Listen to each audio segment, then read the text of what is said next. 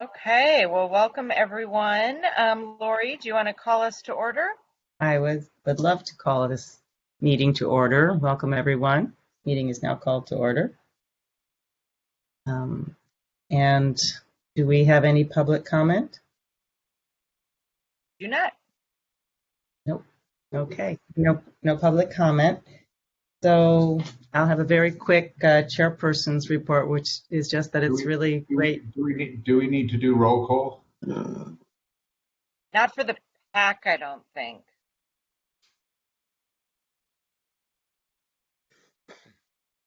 No? Okay. No. Okay. Well, I just want to say welcome, everyone. It's good to be together. It's tough this year, not being able to meet very much and do a lot, but it's good to be getting back to it again. So everything that I have to say is on the agenda coming up. So I'll just say that we'll be returning to one project that you've already seen, and we'll be looking at a new project, and we'll be talking about 2600 Wilshire again. So let's go to staff update for some other items that are important to know where we are on that. Hi everyone, this is Naomi. Just a few updates. First one is on Twilight and Yearning. If you all recall, we convened on May 17th and the Arts Commission upheld the session. After that, Mr. Mueller sent an appeal through the proper channels, which was to Andy Agel, Director of Community Services Department. Andy issued a response in June, and then Mr. Mueller sent some additional information to him in July. And that ended up with Andy sending a final determination upholding the deaccession on July 29th. In that letter, he invited Mr. Mueller to submit a proposal for an artistic documentation of the project so that we could directly work with him to appropriately document Twilight and Yearning through video, through scanning his archive, whatever he considers the right way to document. So we're waiting on that. The letter gave him until about mid-September to come up with a proposal if he wanted to, or contact us if he didn't want to. So we're waiting on that, and that's where we're at with Twilight. And Naomi, could I add something real quick, Naomi? Absolutely. I just wanted to, Andy also went kind of an additional step by meeting with Manfred and a friend and colleague of Manfred over the phone. And in that meeting, this idea of having this documentation was discussed by Manfred as an option, and his friend, colleague, as an option if deaccession was absolutely necessary. So it was something that was discussed with him before we sent him that in the letter. Yes, I'm sorry I didn't make that clear. Question? Yeah. Is there any expectation that the proposal for documentation will receive funding to do that? Yes, we've set aside $10,000 for this proposal. Okay. So we hope that it can be accomplished in that. And we hope he's excited about doing it. It sounded like in Andy's conversation with his friend and himself that was a viable So option. Manfred is a friend and a colleague of mine. I've actually worked with him on some projects.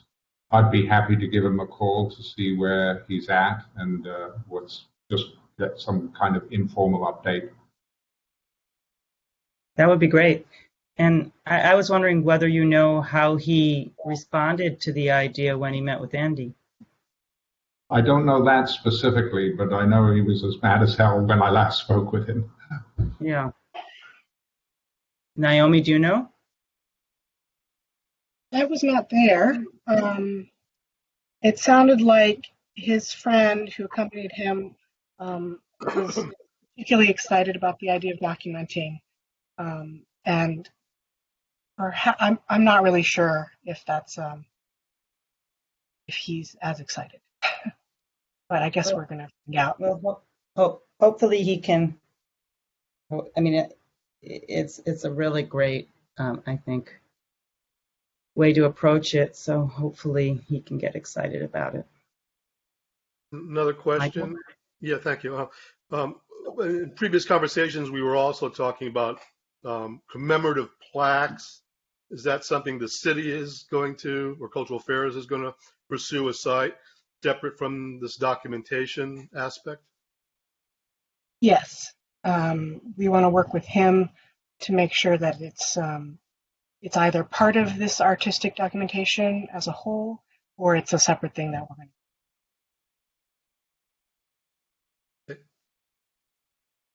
Next up is a City Hall mural update, and Shannon, maybe you could. Sure. Hi, everyone. So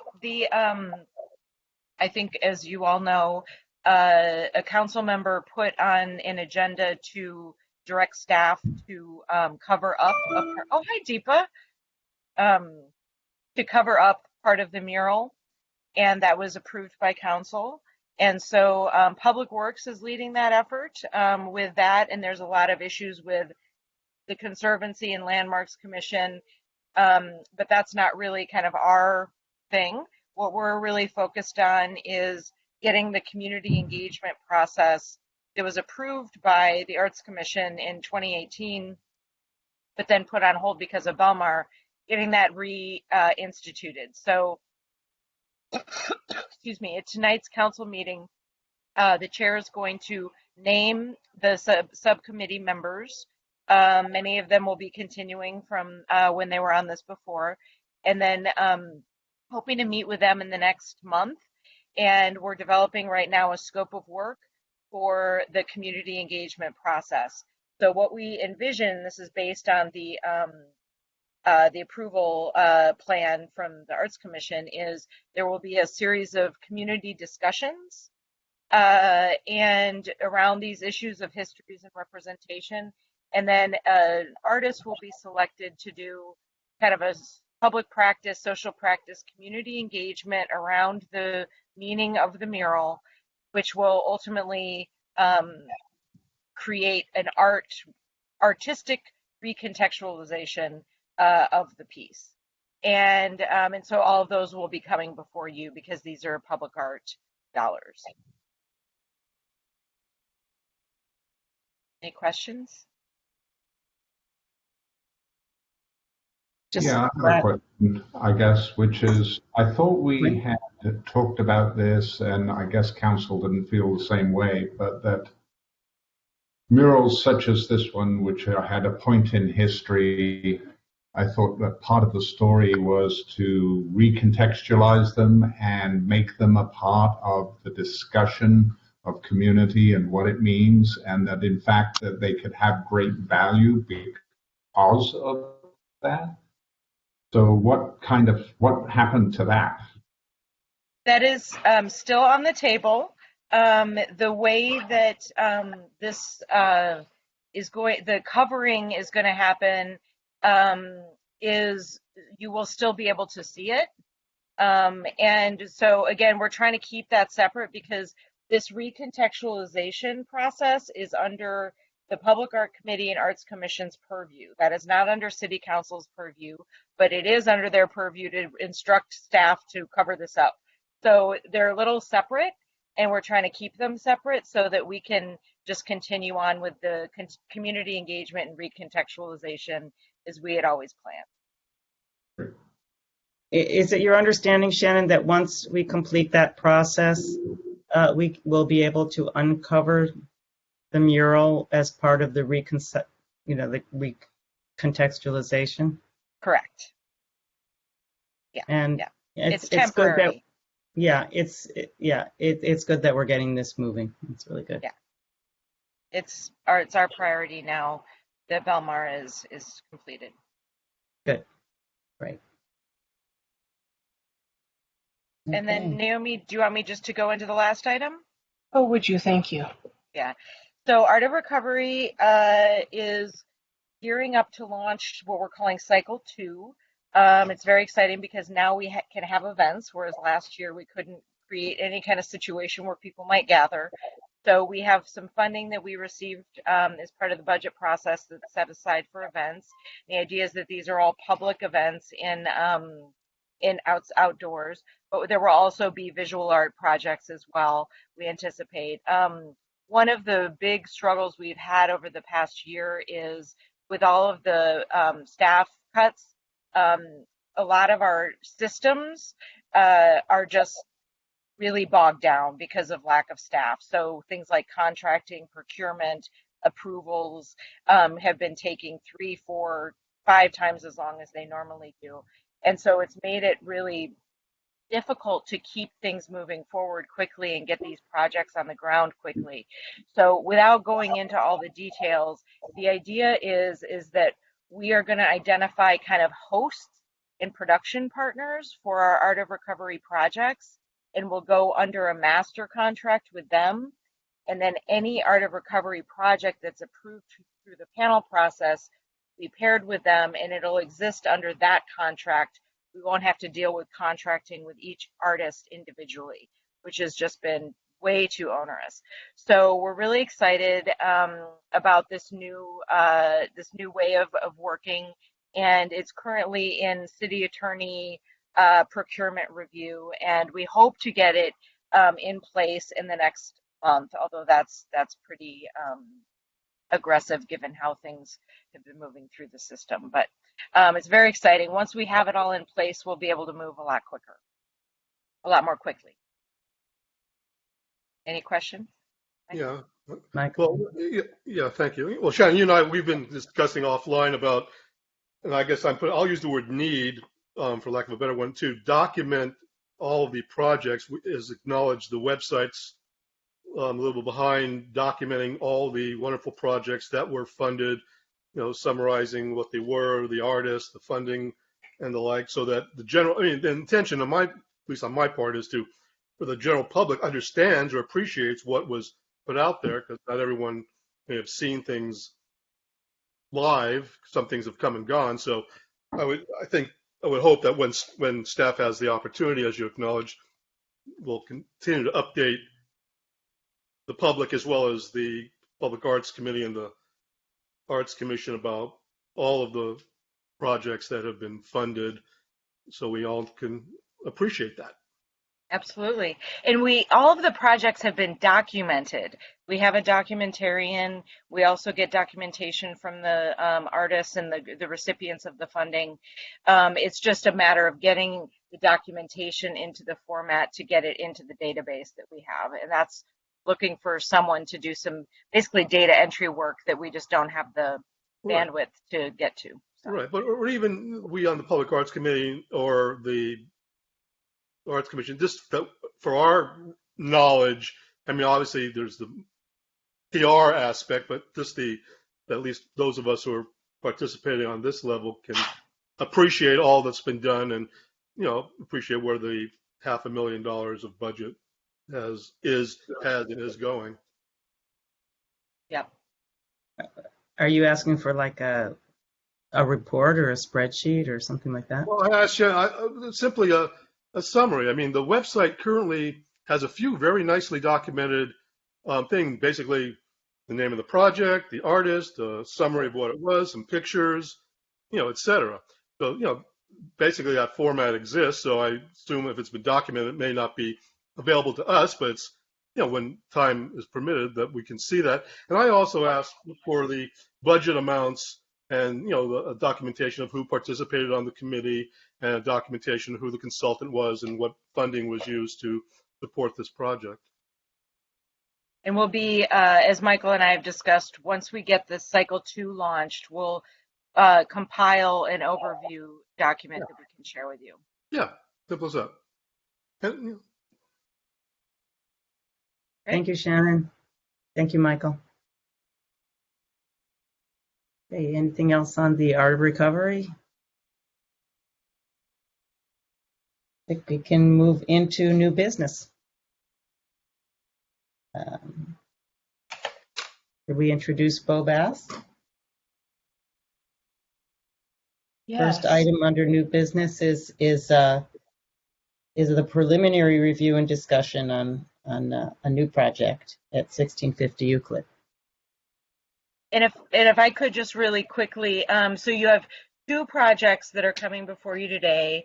The first one is a very first look. So this is the chance to give input very early in the process for Bo, and he will come back to you later with the final concepts and proposals. And then the second item is the discussion and vote on the piece that he brought to you at the last meeting. He's taken the comments and he has the final presentation, and you'll be then acting to provide a recommendation to the Arts Commission as part of the meeting. So, Bo, hand it over to you.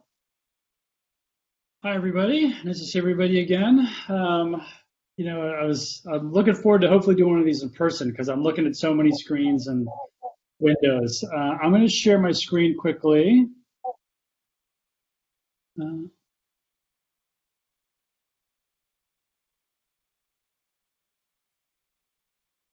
Okay.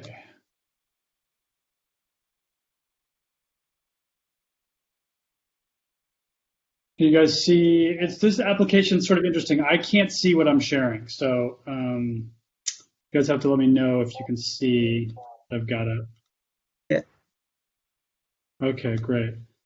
So 1650 Euclid, both of the projects we're going to be talking about tonight are in fairly close proximity. They're almost back to back. 1650 Euclid is a nearly 40,000 square foot creative office complex. It's going to have underground parking, rooftop gardens, and landscaping that's really designed to sort of connect the inside and the outsides of the project. We have not started our artist sort of search yet, but we can talk about the methodology and how we're going to go through that process. But I wanted to share with you the site, the plans, kind of where we're thinking about locating art and what we're going to be looking for, and we'd love to get feedback before we begin that process of artist curatorial search. With this project, I think our plan is, rather than doing a public RFQ, because we're going to be working, you know, as a consulting firm, we already have an idea of some artists we think would fit very well for this project. We're most likely going to be looking at a short list of artists to review with Jim Jacobson and the principals at Redcar. I think once we get a selection of a couple, 3 to 4 artists that we feel really good about, we'll probably do a closed RFP and ask those artists to give us site-specific concepts. We'll provide, you know, some stipend for each of them to deliver a concept for us, at which point we'll make a decision on a direction and sort of begin working with our architectural and engineering and our teams to actually implement. But that is essentially our plans in terms of the artist search. And then I'll show you the actual plan. So this is looking at an architectural along Euclid Street. Can you guys see my pointer? Or no? I don't see your pointer. Okay, so I can't point at it, but you can see the red highlighted area You can directly. see the pointer, but it's tiny. Okay, that's okay. So we're right off Euclid Street here. There is an open entry courtyard, and we were looking at including the public art for this project basically into the landscaping in front of the building. This is in a rendering. You sort of see we've got some sort of like stone columns kind of mocked in there. But into the landscaping at the entrance, essentially right off of Euclid, is the area that we're looking to include artwork. You can see that the landscaping is really a prominent part of this project, and I think our goal was to have artwork integrated and embedded as part of that. Again, some more renderings of the street. And again, some ideas of just sort of where we're going to ideally embed artwork. This is, again, from a side view.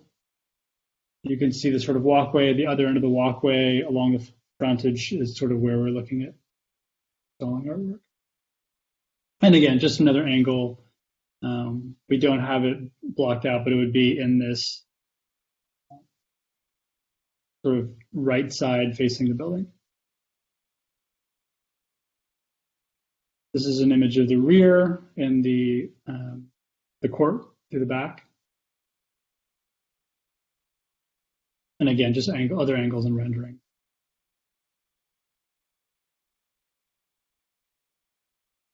So our budget on this project is $157,000 and change. We're looking at permitting and estimated construction on this project in October of 2022.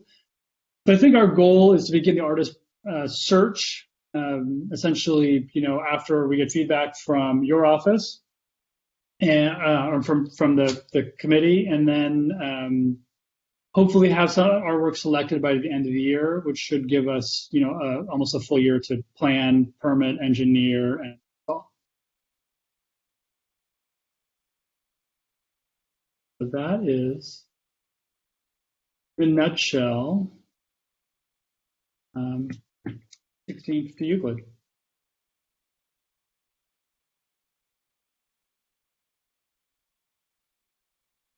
So I'd love to hear any questions or feedback. Again, I think right now at this stage, we're really just sort of sharing the project and sort of where we're thinking about the location.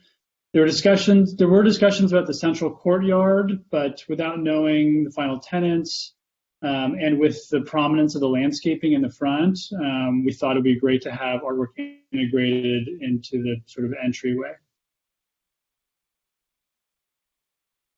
This is Summer. Are there any plans for any cafe? Are there any eating amenities? No, this is a completely office building. So one of the questions I guess I have about public art is this is a private establishment, so it's kind of a privately owned public space, and consequently under the control which is appropriate. However, if the intention is public art, in what way does the public interface with that other than as visitors to the building? In what way is the art a visceral experience as well as something seen remotely? Or what's the intentions with regards to that? Maybe it's a better question, not having developed it at this point.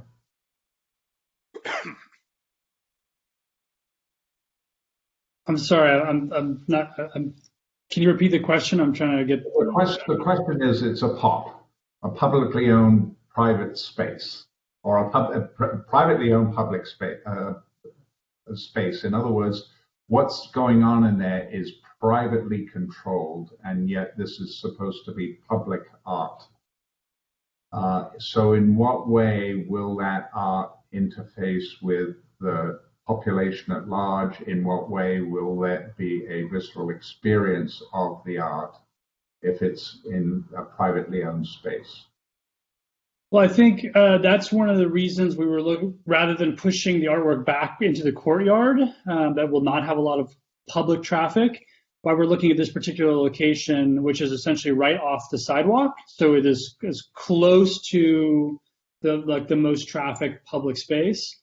Now, again, Euclid this is not 3rd Street. This is not in a highly trafficked public, area. But we were trying to push our artwork. And again, right now we are looking at locations for the project. We haven't determined, what the actual artwork is yet. That being said, ideally, we will hopefully have some great artist opportunities and options in terms of final concepts that have some artwork that is, publicly accessible, publicly engaging, visually stimulating and interesting.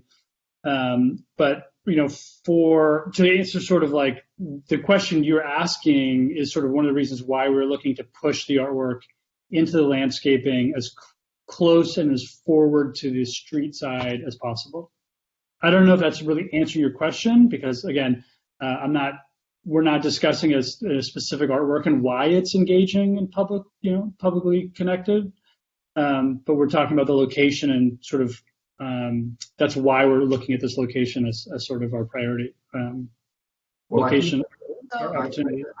I think that's a partial answer, which is, that philosophically speaking, because of the nature of the space, that you are endeavoring to make it prominent and accessible, at least visually. So some of that landscaping might need to get modified there. See, for instance, if there was something in that courtyard, what's the visibility of it from the street? I know you've got it in front of the building. That tends to be something that's more placid in terms of being placed and not engaged with. The advantage of putting it in a plaza is people brush up against it, even if it is a private plaza. So, just, I guess, give that some thought in terms of the nature of public art. I'd like to add on to that in that this Euclid Street is a dead-end street that I think this site was a tow yard. Is that correct? Yes. Was this where the tow yard was? Yes. Yeah. So, and it's been historically really industrial. They're now, it's now turning into more creative office. But it's unlike a lot of the other projects we've seen, and the public has no reason to go to this street or to pass this or to see this artwork unless you're planning for something that is a significant enough piece of art that the public may want to, go to this street just to see this piece of art.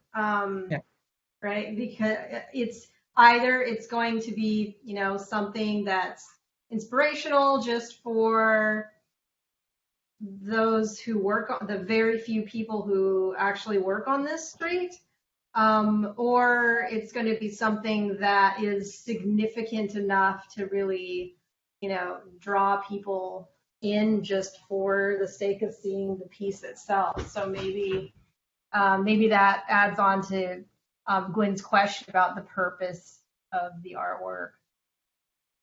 Thank you. I think Deepa has a question, and then I have a question. Deepa? Sure. One or two questions that I had in my mind have already been asked, so I'm not going to repeat it. So my question is, public, this sort of an art on the sidewalk has very less perspective. It's almost like going to an art gallery and having a look at the walls of an art gallery. So when we speak of public art, I think the ideal,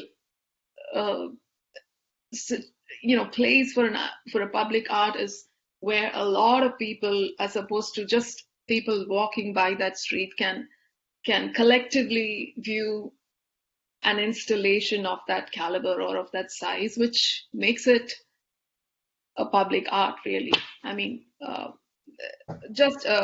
and also this is a building. It's an office building. It's not a public institution or an iconic building which can attract the eyeballs of people walking by. So I'm wondering why this building and why this space and why this street. That's my question. If I could jump in, Lori, can I jump in? Yeah, all right, let's, because this one can be answered pretty quickly, and then I'll ask. Yeah, so this is a private percent for art commission. So the developer, to meet the requirement, is required to spend the funds at the site for art. Okay. So my question was, thank you both. My question was whether the landscaping as portrayed in this presentation is something that is just a rendering possibility, or whether that is actually in other words, whether that will actually be a signature part of this project. Because it could be, if the art is going to be embedded with the landscaping, that there could be some collaboration between, and this is building on something that was said previously by Gwen and Summer, that it could be some kind of collaboration between the artist and the landscape designers in terms of how best to make that work. Yeah, I mean, I think that's just coming. No, that's a good observation. I think the short answer is, right now we're looking at renderings of landscaping. I think we have new renderings of the building and landscaping coming shortly. As these things continue to develop and the designs, change over the process of development. I think our expectation is we want the art to be a very prominent part of this project, especially as a sort of a landmark visual. Because it's basically at a dead end on Euclid, and Gwen, to your point of whether people can bump into the art. Typically, most of our projects, we want the artwork to be very hands-on, accessible, physically engaging.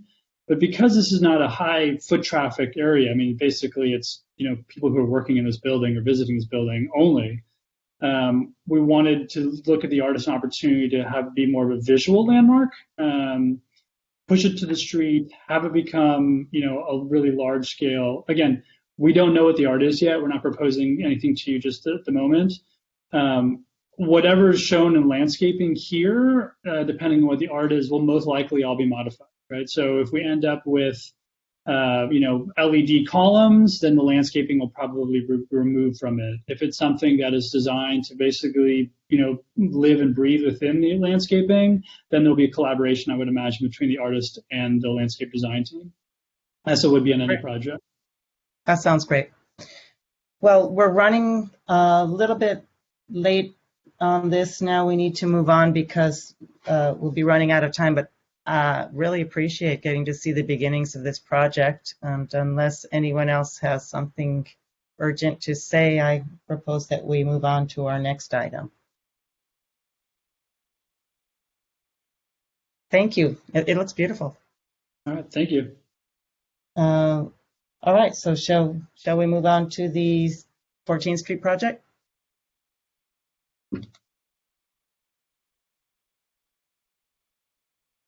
Oh, okay. Staying with me. I wasn't sure. Yes, sorry. Yes, Yeah.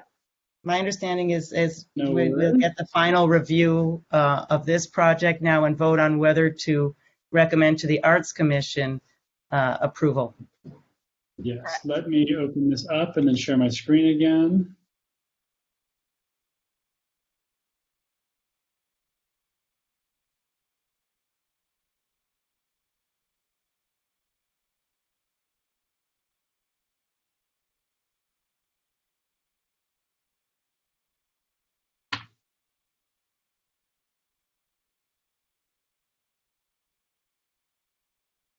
Sorry, it's just taking a minute to load the sharing here.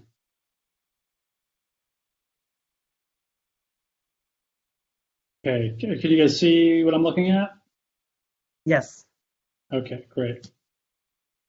So 14th Street, I know we shared this with you with this project before. There have been some adjustments, some changes to,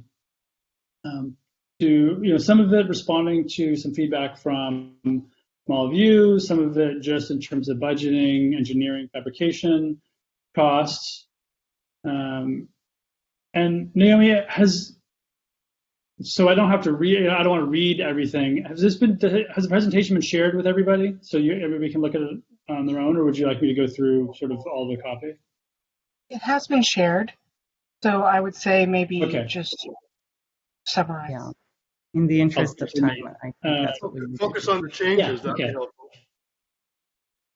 Yeah, so we have some more visuals to share, which should be helpful. Again, we're working with artist Rogan Gregory on this project.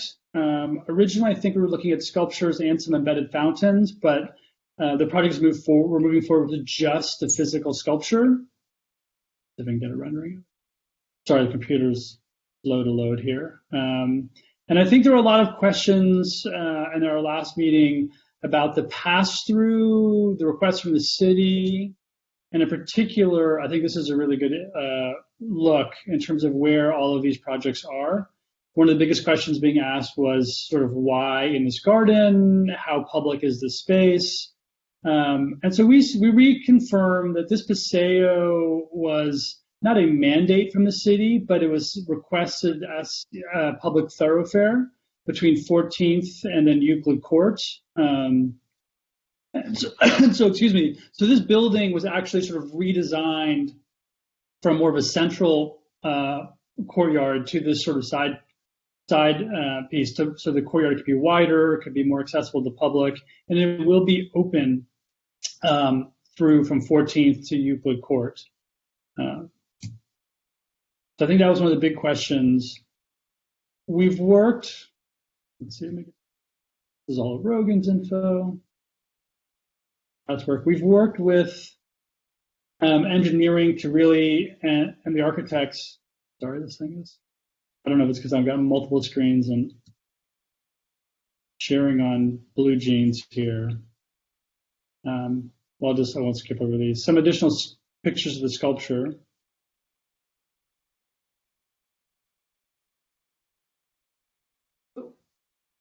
We don't see the pictures of the sculpture. We're seeing the site plan slide, Bo. Oh, really? Okay, so it's Okay, not. here we go. Now it's proposed okay. concept.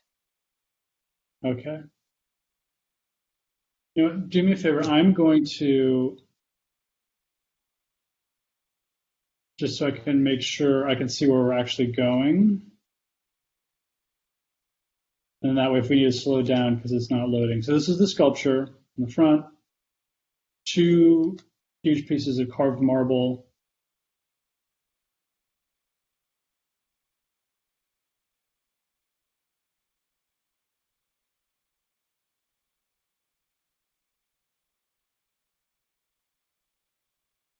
Sorry, it's loading on my end here too.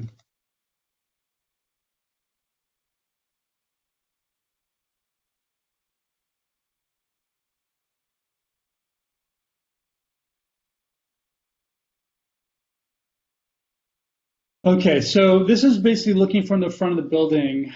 We've located the sculpture slightly up on the riser, so it'll actually be center axis between the neighboring property and the building. So if you were looking from the entry portal, the sculpture is actually centered out.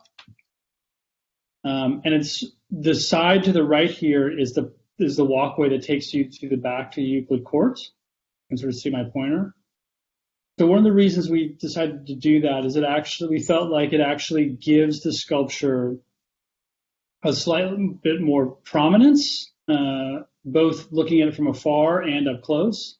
So you can actually approach the sculpture on the stairs or as you're walking by if you're passing through the courtyard. So the sculpture becomes sort of a central prominent piece in the courtyard. This is it if you're coming the other direction through the walkway. Somebody asks about the project on Euclid. This project intends to have a restaurant space in the front. So this will be much more highly trafficked beyond just the building tenants.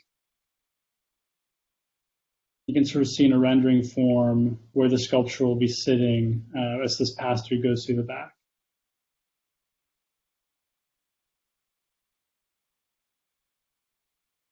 Go back to sort of this view.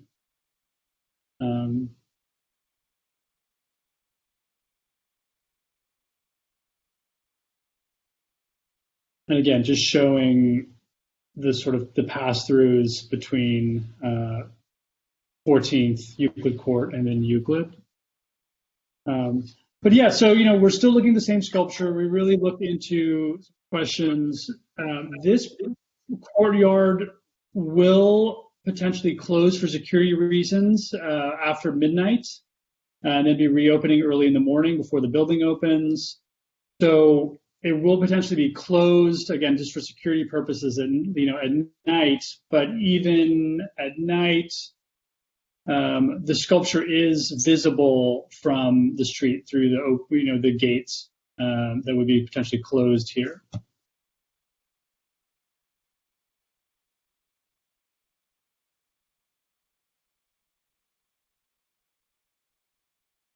But from our last call, those are the big questions really about the accessibility and the placement of the sculpture. Great, thank you, Bo. Lori? Questions? Do we want to, if no further questions, we could entertain a motion to recommend approval to the Arts Commission? I'll do that. Can we have a little discussion first? Oh, question? Question? I was going to say, can we have a little discussion? Because one of the things that I think that has happened on this, which I like, is the idea of those alleyways, if you like, or paseos. If you think of what's in Santa Barbara or many cities in Europe where you've got these alleys that you start to explore, and to have a piece like this as an attractor, I think is wonderful, and giving it that sense of sight and prominence, I think is really works well for this particular project and for that sort of network of walkways and alleyways that will come through here. I think it's going to make this into a very interesting district. Thank you, Gwen. I agree. Okay, I'm rushing a little bit just because we still have one more item on the agenda before we need to adjourn. I was making the motion to approve the project to move it on to the Arts Commission. And I'll For the- second. Okay, so Michael moves and Gwen seconds motion. Sorry. Motion to recommend that the Arts Commission accepts this proposal. All right, I'll do a roll call. Approves it. Michael Baroff, Yes? Francois Barr, He's not here. Mayor Patricia Doherty, also absent. Marnie Gittleman, also Absent. Quinn Pugh, Yes. Deepa Subramanian,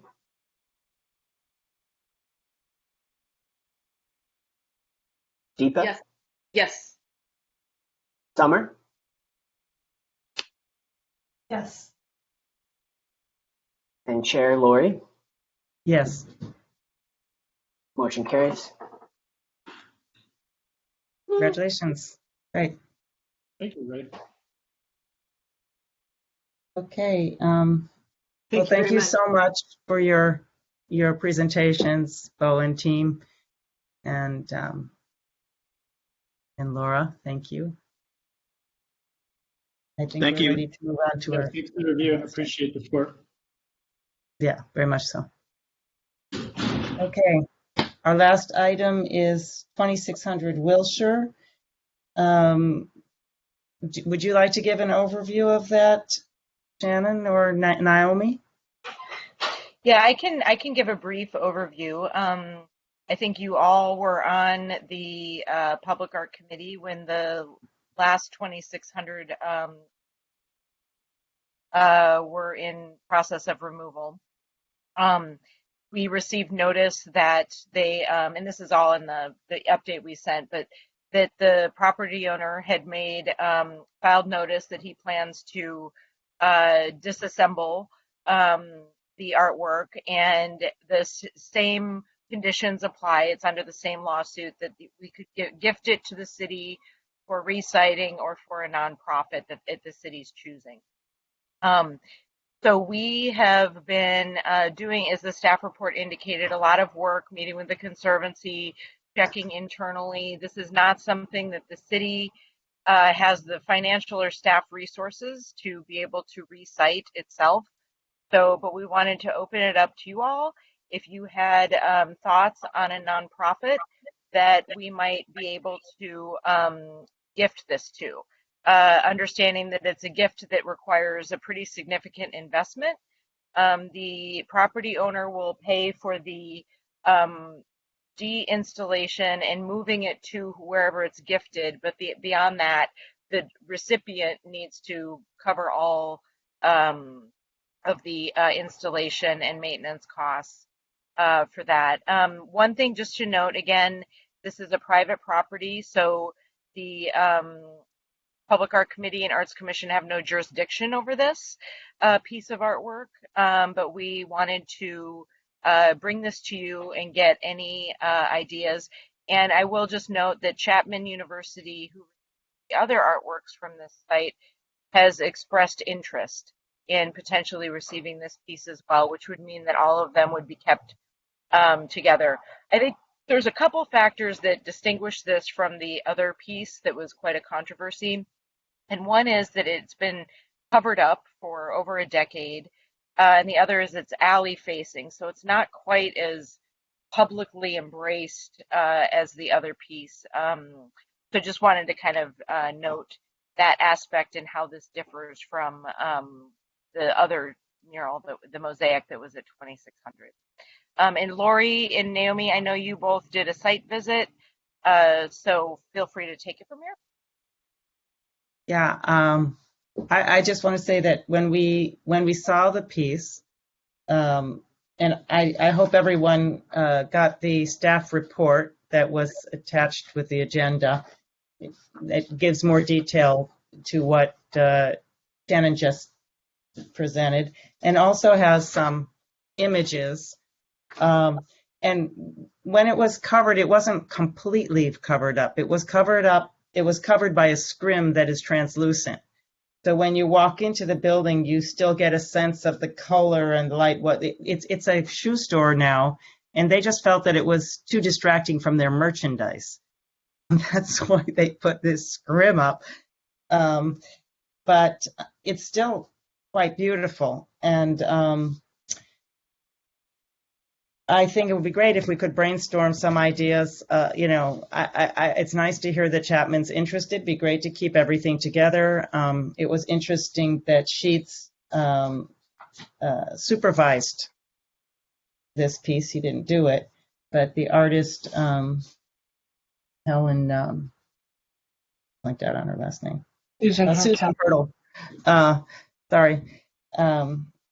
Yeah, but she did a great job with it. So when we were there, the art consultant for the owner said that she, one way to think about it is for a company to sponsor, relocating this piece. If there's, so if anyone has any ideas about a local company that would want to do something like that. And they were saying that it could be put in a window or it could be put in a wall with a recessed lighting behind it. Could be indoor or outdoor. So those are just some additional things to think about. Naomi, did you? I have a question. Sure. We're done with the initial presentation. I'm just wondering why we're exploring other options from Chapman. Are they not proposing something that's very public on display? Why are we seeking someone else? I'll just jump in to note that Chapman hasn't directly said one way or another. What we got was a sense from the developer that they were willing to offer it to Chapman and they thought that it probably would be accepted. So it's not clear one way or another. And another just clarification is that the terms of this developer's agreement or transfer or whatever is that it needs to be on display for the public by a nonprofit. So it would need to, even if a company sponsored it, it would in the end need to be in the hands of a nonprofit and put on public. Oh, absolutely. Yeah, sorry if I wasn't. Didn't make that clear. And Summer, the primary reason that we're doing this is because when we last time we did not, and there was a lot of concern that the Public Art Committee and Arts Commission hadn't been offered an opportunity to try and come up with a solution. So that's part of the reason as well. Right, and in case there was public interest in keeping it in Santa Monica. Comment? Michael? Yeah, I mean, given what I've just heard as the history, especially a decade is being covered, I just get a sense that there's been some benign neglect of this, which indicates to me there hasn't been community interest in the last decade about maintaining the visibility of this piece of art. So I think at this point, it's kind of an exercise in brainstorming, which I believe even the city has not come up with any ideas that I certainly support. If Chapman is able to take it and display it, that's wonderful.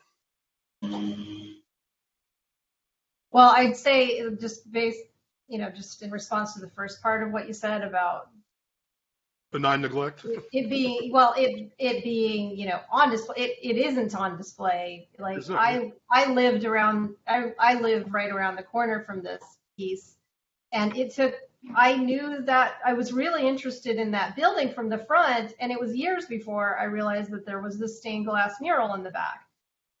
Because it really isn't very visible, and you see it and you're just like, wow, what is this doing in the back of this building where no one can see it? So well, and the reason is that it wasn't built to be seen from outside. It was built to be seen from inside, and it was built so that it was originally a bank, so it was built to be seen from the point of view of being in line for the teller.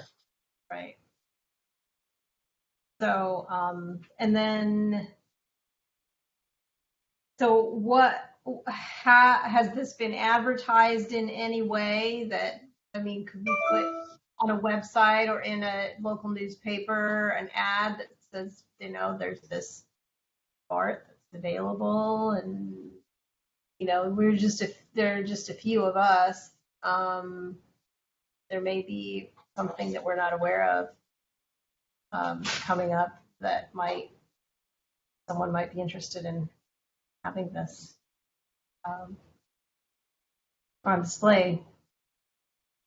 I just had a thought that since it was built for a bank, I wonder if whether any banks would be interested. It has to be a nonprofit though, right? I was just thinking. Oh, that's right, nonprofit bank. Yeah. A credit union. There might be a few, yeah, there are probably a few somewhere.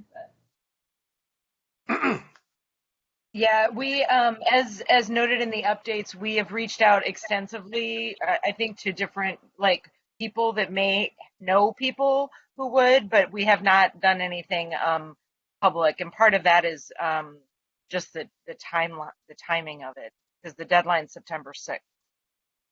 Right, they want to move it out by then, and they don't want to pay for storage. All right, well, if anyone has any ideas, let us know. Okay. Any other thoughts before we adjourn? I don't think we have any other announcements or anything, do we, Shannon?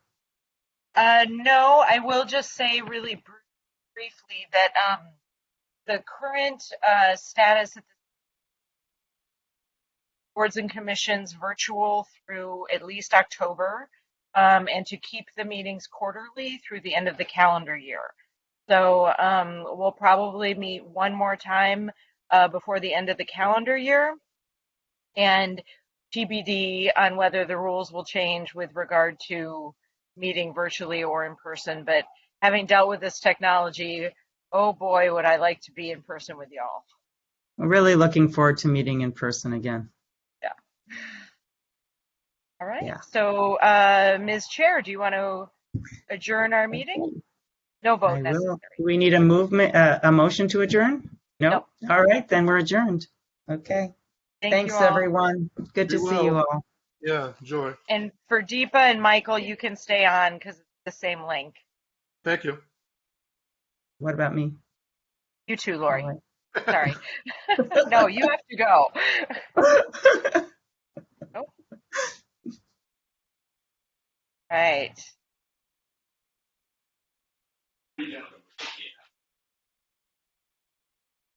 Hi, everyone.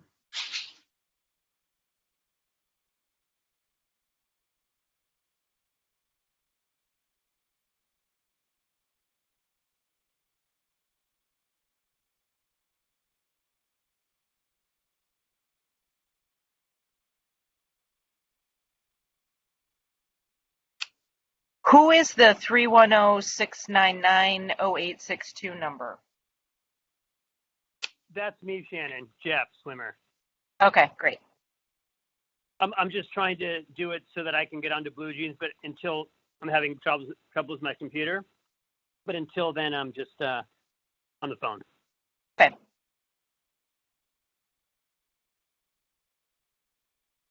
And do we have any new joiners? You want to just double check that their audio visual working right now before we get started on the next meeting?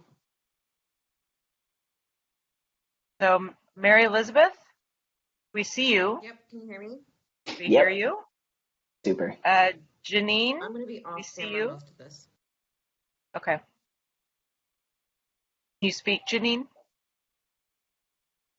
Hi. Perfect. Hello. all Jeff, that's we necessary. heard from Rocio. Hi. Okay. Perfect, Rocio. All right, and some others might join us, but I think we can get started. I'll start. Michael Masucci is in Florida, and I guess there's really bad storms and the internet is really bad, so he is unable to join us this evening, unfortunately. So our inimitable Vice Chair, Michael Baroff, will be chairing this meeting. So, Thank you very much. Well, take it away, Michael, right? So I call this meeting to order. Welcome, everybody. Good to see everyone in virtual land, and trust we're going to have a really engaging meeting today. So let us start with a roll call, please.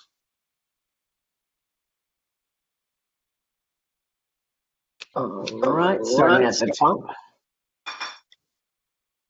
we have Vice Chair Michael Baroff, I'm here. Eric Chalice, Rocio Garcia, Here. Janine Jackson, Here. Michael Masucci, Mary Elizabeth Michaels, Here. Deepa Subramanian, Yeah. Jeff Swimmer, Here. Lori Yahia. Lori? I can see you. That's good. Sorry, I forgot to turn my audio on. That's fine. And last but not least, Kathleen Zadikian. Okay, so we have a quorum. Yes. You have a quorum. You're good to go. and Kathleen was here. And I also have echoing.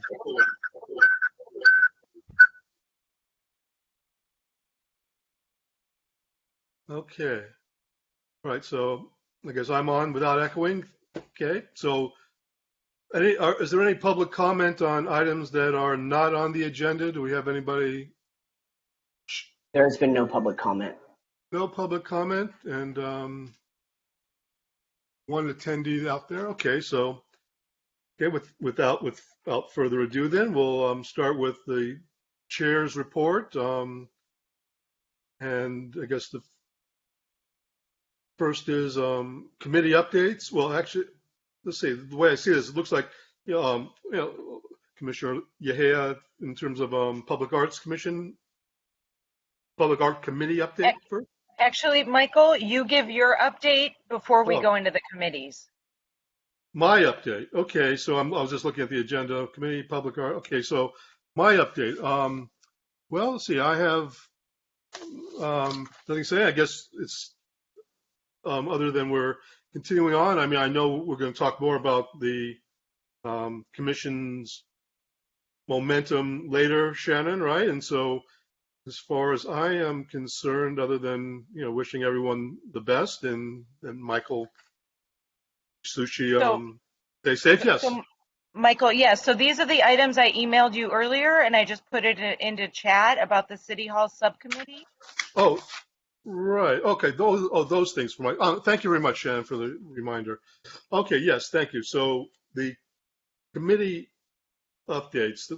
We have our City Hall subcommittee is getting re-energized to meet again soon in its efforts to come up with ideas for public engagement.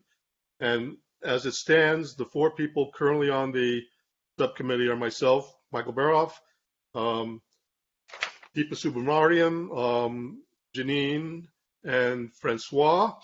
And we're keeping it at the moment to 4, given that we have at least one other current opening in the commission, so not to breach any Brown Act. Brown Act issues. We're going to keep it to this, but when we add other commission members, we may be able to add to this particular subcommittee. And so with that, and in general, we're urging everyone to consider where you would like to serve. We're also going to review the current committee membership and structure, and then in the upcoming meetings, we'll kind of do some adjusting and finding places, hopefully, for as many people who really would like to participate in a subcommittee, and certainly encourage every commissioner to find a way to do that. So, and if there's any questions anyone has about that, you can reach out to myself, or Michael Masucci, to brief you on any ideas or make any shows of interest. Right? And with that, I have an opportunity now to turn the call, Rocio Garcia, to take the floor for a minute. I think she has an update to provide us. Rocio? Hi, good evening, everybody. I actually wanted to inform you guys that I am going to be resigning from my arts commissioner position. I am moving to San Francisco, and I'm going to be pursuing my master's program. So I want to say thank you to everybody, and I know I've only been here for a little while, but I've learned a lot. And yes, thank you. We wish you the So best. sorry to see you go, Rocio, but congratulations and wish you all the best of luck with your master's program. May I ask, what do you study? What are you going to be studying? Museum studies. There you go. Great. That's exciting. Okay. Thank you very much. We'll really miss you. We're really sorry. We're really sorry to lose you. Thanks for being with us for the last, I think, almost 6 months. Mm-hmm. Yeah. Less than 6 months, yes. All the best. All the best, and congratulations, Garcia. Thank you. Again, thank you. Okay, so now we can move on to our committee updates, and the first committee is the Public Art Committee. Lori? Hi, everyone. Well, first of all, I do want to repeat one thing that Michael Baroff said, because I know it's really important to Michael Masucci, which is that he really wants to encourage everyone to find a subcommittee that they're interested in being involved with, so that we can spread the, just be sure that everyone finds something that they can be involved with. So, yeah, keep that in mind. And in terms of public art, most of the things that I would update you on are going to be on our agenda. I'm just looking back at the agenda.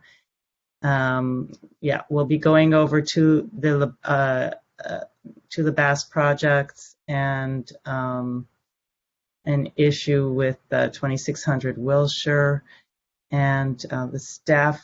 Will the staff report include City Hall mural and Art of Recovery and the other thing? Yes. Okay, so yeah, I'll cover the Public Art Committee's vote on the LaBasse project when we get to that. Lori, do you want to talk about the other project that LaBasse, since he's not presenting for this one? Okay, sure. Okay, that's what I was just looking for, to see if that was on the agenda or not. So thank you, Shannon. So one project is one that we'll be voting on.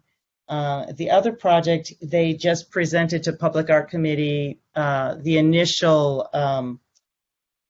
plans for another project on Euclid Street, which is a dead end, but it's a creative office space, and it's a contemporary building with landscaping being a prominent feature, and they'll be looking for sculpture, or sorry, I assumed it would be sculpture, public art that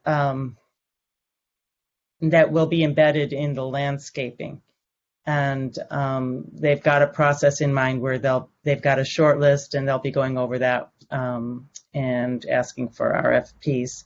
The committee was interested in how that work could be most engaging to the public, and whether the artists would be collaborating with the landscape designers to really embed it in a way that was artistic. So, that's, I think, about as far as we got with it. If there's anyone else from the Public Art Committee present that would like to add to that. Okay. All right, so that's it. It'll be interesting to see what they come up with. I think that's about it. Thank you very much. The other two committees, first is the Media Arts Committee, which is chaired by Commissioner Masucci. It's my understanding that they haven't met since the last meeting, our last Arts Commission meeting, though I know that obviously there's still great interest in pursuing that approach to engaging some of the very talented people who are in the area, who are very savvy about media arts and how to use new technologies and the like to promote and to create art opportunities that can be appreciated by the general public. So again, I think that's, as many of these things kind of been on a little bit of hold, and again, encourage people who may have interest in that to reach out in that to learn more about it and participate on the subcommittee. I think I've attended a few, and it's quite engaging, really interesting people, and at minimum, great conversations with very interesting and sophisticated people who you may not meet every day. So that's kind of an added bonus of some of these committees, and that one particular. So let me put that out there. Promo piece. Okay, any questions about media arts from anybody? I'm speaking for Michael as best I can. Pat, anybody else? No? Add to it? Okay. The other ad hoc committee is the Bergamot committee, which I've joined, and Lori and Michael and Mike Myers, previous chair, is on. I think that is a very dynamic committee. So much going on at Bergamot in terms of the proposed changes of the site. As you know from last time, the issues of the the tenants there looking for some rent abatement given the challenges of the current economy. There's issues of bringing in new galleries there and vetting them, so to speak, to create what hopefully will be over time a unified cultural site. And I'm sure that's going to be many years in the making. So probably lots of opportunity to participate in involving yourself in that as well over time. I think this group's going to meet again this coming week to just revisit some of these same issues. Are there any questions? Yeah, Lori, please. No, just a few other things.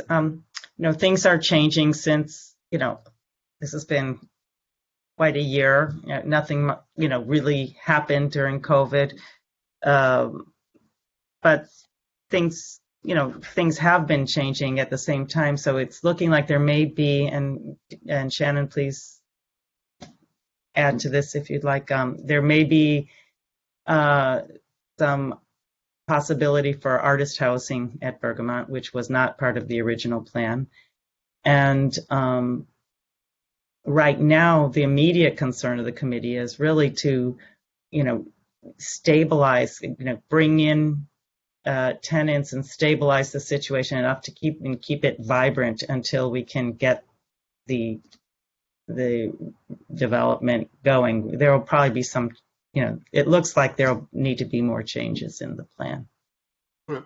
Yeah, and just to add to it, in some casual conversations I've had with tenants there, I mean, they're meeting themselves. I mean, I think it's an opportunity for some coalescence. I mean, part of the dynamic here, you've got independent business people and nonprofits to, as part of this whole momentum, to slowly, I was going to use the name of one of the galleries, build bridges amongst themselves to figure out what are the values, what's their vision, how can they all work together for the greater good of the community, because ultimately that's what this is about, because it's city-owned property and we're overseeing it to some degree.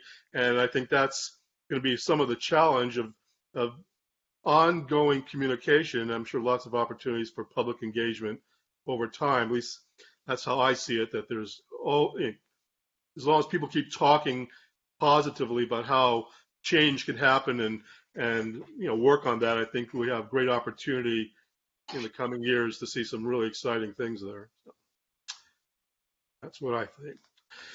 Okay, that is the chair's report. So Shannon, may I turn it over to you and your manager's report? A question, please. Oh, Question. I'm sorry. Yeah. Question. Yeah. So Michael, so you brought the media arts subject into the agenda of this meeting. So yes. And one of the reasons that Media Arts Committee has not moved to the next stage is that we're really wondering what the identity of that entity is, whether it is an independent entity or does it come under the purview of Arts Commission. So does that also come under the purview of this discussion, or is that for another time? Well, if I may, I think that question is being worked through via Michael Masucci, who's the chair, and the people in part of it. In summary, because I've attended it, Deepa has. I mean, like I said, very creative people, and so there's a balance. And maybe this is maybe in this context, what Deepa's alluding to. There's the difference between a committee of the Arts Commission, whose role basically is to function to provide advice and counsel and suggestions to the Arts Commission, who then works with the Cultural Affairs, who then we also submit to City Council for ideas. Where this boundary line, which I think Deepa is alluding to, which has to be worked out, at least initially with them, with very creative people who have great ideas, potentially great proposals or funding and ideas can be generated there. That is a boundary which may not be the role of a Arts Commission committee, they may find opportunities to take that, I'll use the word energy and creative thought and entrepreneurism, if I may, to find ways to potentially to propose things which would be, as I understand it, outside the purview of an official Arts Commission committee. So that discussion has been going on because as new people were part of the committee, their understanding of the boundaries and what I just said was maybe not as clear as it could be. So it's kind of a creative, storming and norming kind of process right now. So I think that's going to be still left up to them to figure out how they want to pursue their creativity. I'll use it that way. Deepa, does that make sense? Is that how you're seeing it? Okay. I'll leave it at that for the moment. Okay. All right. So it's something that we have to discuss. I think it's kind of something that they're aware of that they're working on. Okay. What other questions about any of these reports? Did anybody question me or anybody? Okay. So may I now turn it over to Shannon and her manager's report? So a couple of things. I'll try to keep this brief. One, I just wanted to let you know the status of boards. There's been a lot of different efforts happening over even pre-COVID, but it kind of changed its shape and dynamic a little bit during the pandemic. So the clerk's office has said that there will be no in-person boards and commission meetings till at least October to kind of go along with the city council, and that for the remainder of the calendar year, boards and commissions are just to meet quarterly unless they have an adjudicatory function that they need to perform. The city council has formed an ad hoc committee to look at boards and commissions. The clerk's office had done a whole lot of work, again, pre and during COVID, around how we might kind of streamline and consolidate. And I just want to note that, we just have the Arts Commission and the Public Art Committee as official standing committees, but Housing and Human Services has like 12. And so I think that's the kind of focus of consolidation. And it's, to my understanding, not the Arts Commission is not being considered for consolidation because I don't know who you consolidate us with. And you guys have your own adjudicatory powers. But there's been some delay on appointing new members until this ad hoc committee of the city council reports back to the full council. So we'll keep you updated on all of any big changes that are happening. But again, I'm not anticipating anything major imminent with the Arts Commission. All right, Shannon. Yeah. So yeah, actually tomorrow is a meeting of this ad hoc committee that they invited the chairs of the commissions and vice chairs. So I plan to attend or at least listen in. It's a virtual meeting. Michael Masucci, with his availability, should as well. Again, Shannon's right, but it's curious, and then I'm going because it's curious that they have many of the commissions that are on the agenda having to do with human services, the status of women, the senior group, though there is also the architecture committee board. So it's going to be curious what they talk about, and we will obviously follow up as we learn more. Great. Moving on, we are prepping for the next round or cycle of Art of Recovery projects. We've learned a lot in this past year and are putting some systems in place that will hopefully allow us to get projects on the street a lot faster. I won't go into the technicalities, but it's basically we're finding different hosts, like physical sites, like business districts that have housed a lot of Art of Recovery projects, different production partners, to be under one contract with the city.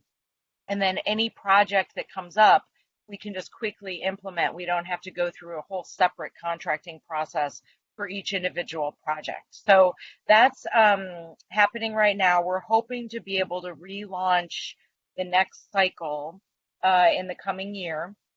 Or sorry, oh God, in the coming month.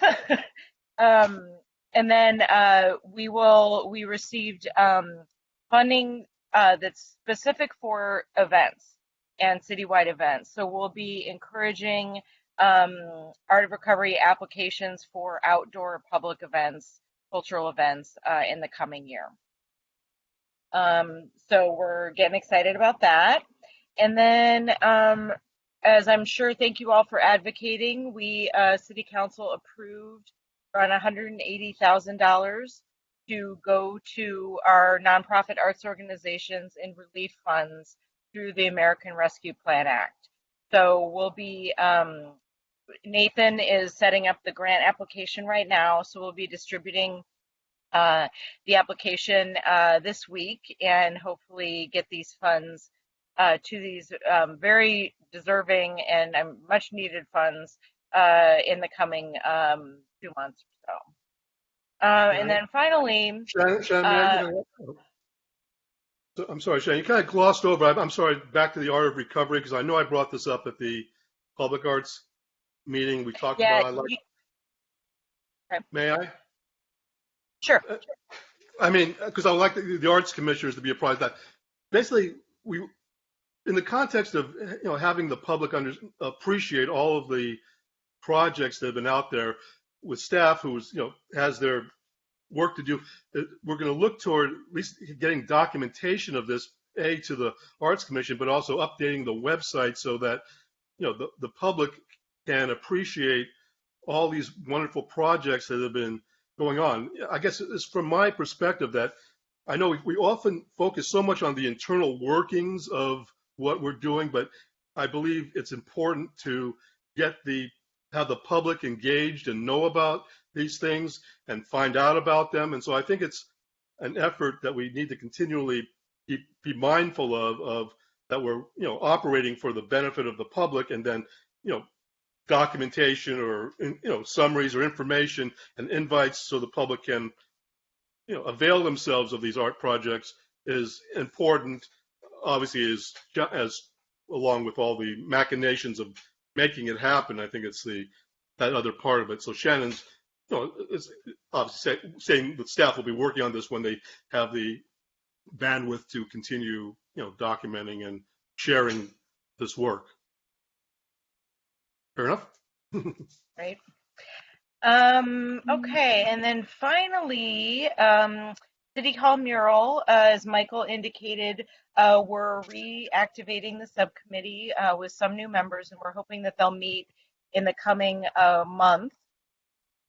And right now we're working on, well, some of you may be aware that a City Council member had directed staff, had put an item on the agenda to have staff cover the mural, and that passed City Council. So we received a directive, or the city received a directive to put a semi-translucent covering over the mural, and that is being handled by Public Works.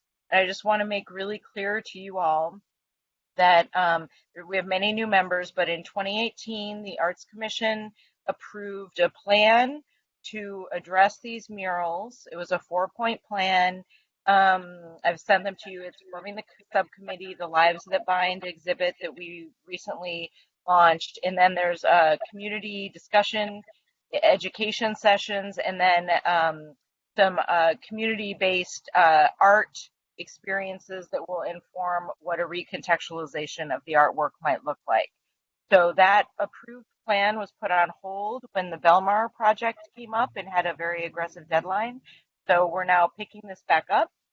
And this project is under the jurisdiction of the Arts Commission because it's percent for art funds. And so I just wanted to make clear the covering of the building is something that was a council directive, but the artwork and the whole art process that is going to take place is something that is being driven by Cultural Affairs under the approval and guidance of the Arts Commission and the Public Art Committee. So we're working on developing a scope of work for a consultant to help us with the educational plan and the artist selection piece. So we'll be having the subcommittee meeting, we'll be developing the scope of work, and we're really kind of looking at this to address the City Hall murals, but we know that there are these issues that were raised by Belmar as well around our histories, representation, who owns whose stories. And so we really see this as an opportunity to also take a more holistic look in terms of how we can approach these kind of projects citywide, not just on a case-by-case basis, because we really think it'd be important to develop a program that would be focused on these issues, because there's a lot of different examples out there that we could start tomorrow for Broadway or Bay Street Beach, or those that were unhoused and sent to internment camps during World War II, Japanese Americans. So there's a lot of opportunity there, and so we're going to kind of use this City Hall mural process to try to help us get closer to developing a new program for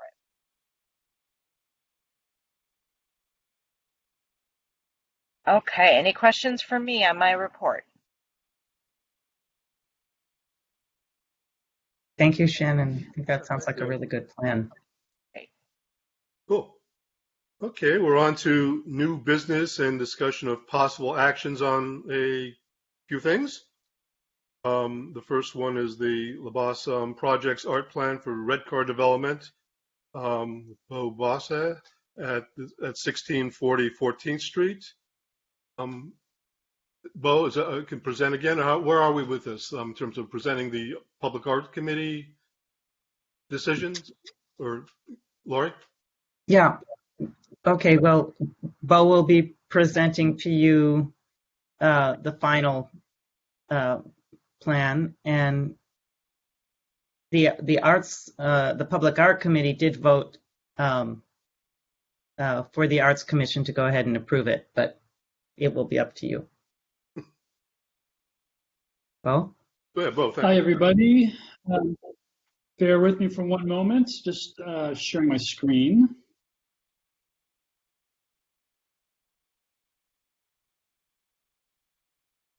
It was a little slow loading, I think, in the Public Art Committee.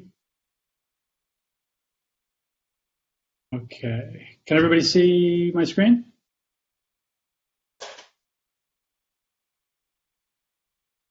Hello? Yes. We see it now. Okay. Yes. Okay, thanks everybody. So my name is Bo Bass.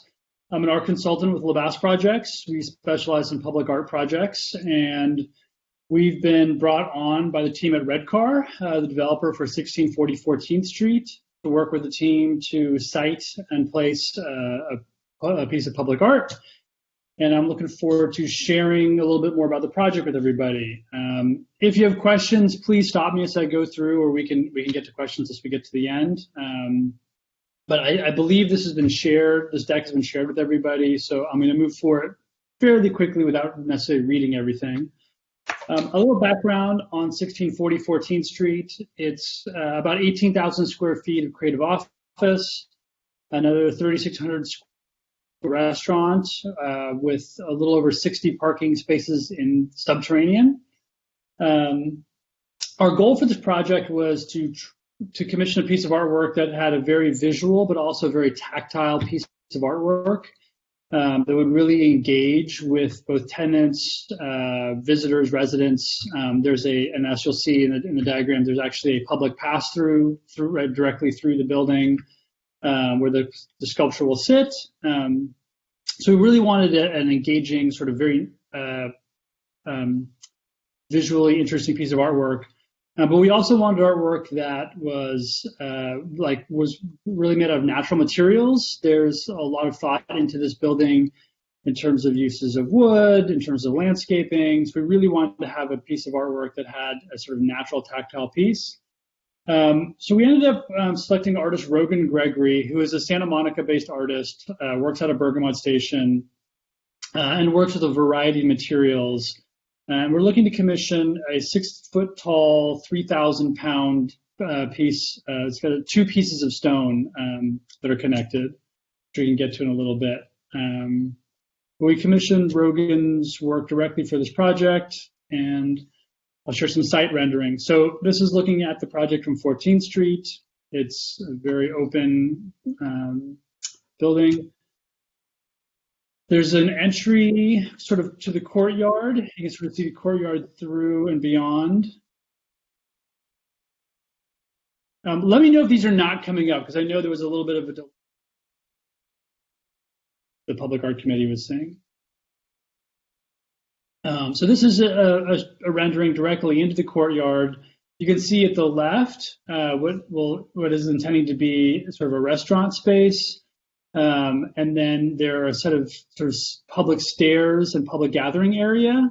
And then to the right is actually an open walkway that will pass between, through the building from 14th all the way through to Euclid Court. This is sort of a cross section.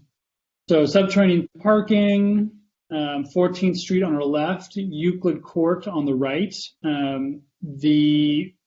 The public can pass directly through and to the right of these risers and these stairs, directly through to Euclid Court.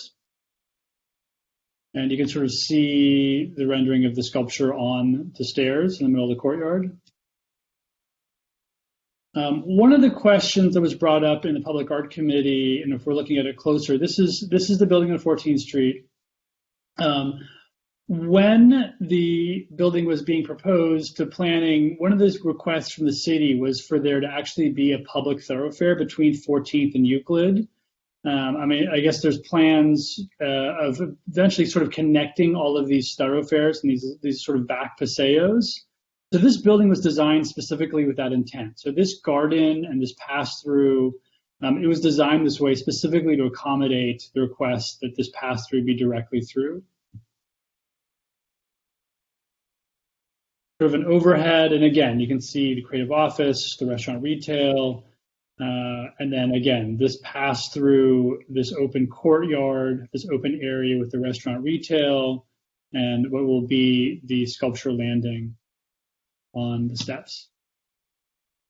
A little bit about Rogan Gregory. He is a Santa Monica-based artist who works with sort of abstract forms, but works with a lot of different materials.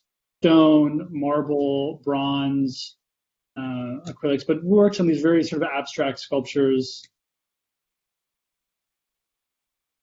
Now it's not loading for me. And then into his proposed concept.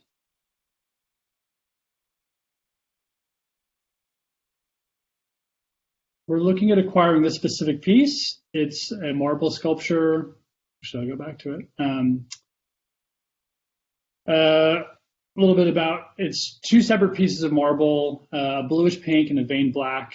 The idea is Rogan's concept is that it's a sort of an abstract figure carrying a burden, kind of to him representing the different burdens we carry through life, and for the visitor or whoever's experiencing this artwork to sort of be able to subtly see the sort of the interpretation of a figure carrying some sort of burden through the work.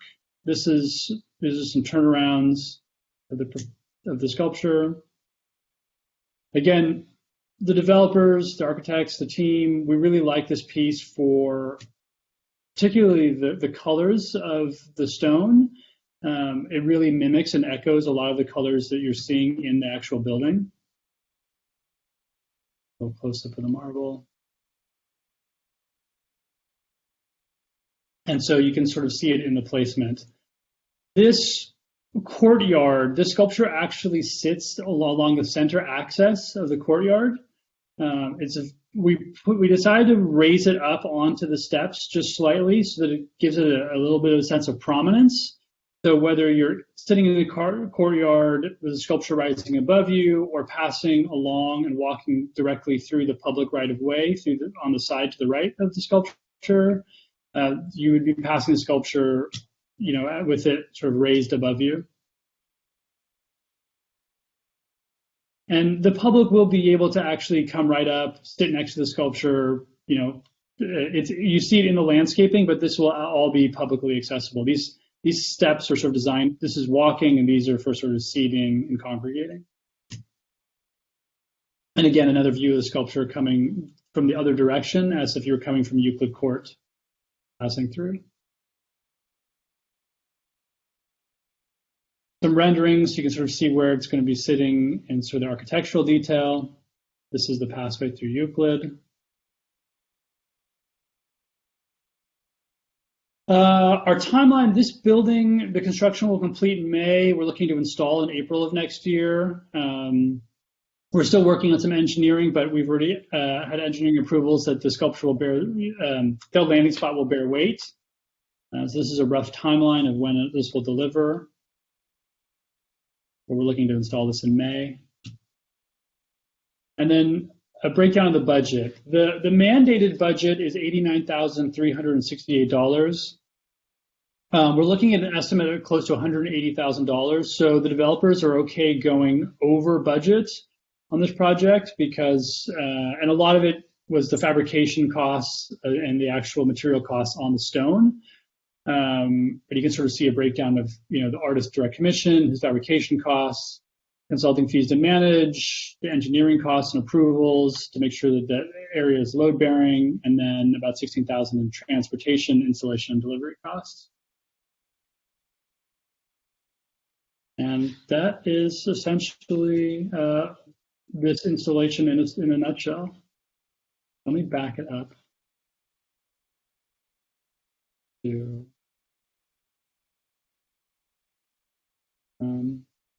So I'd love to hear feedback and any questions from the Arts Commission.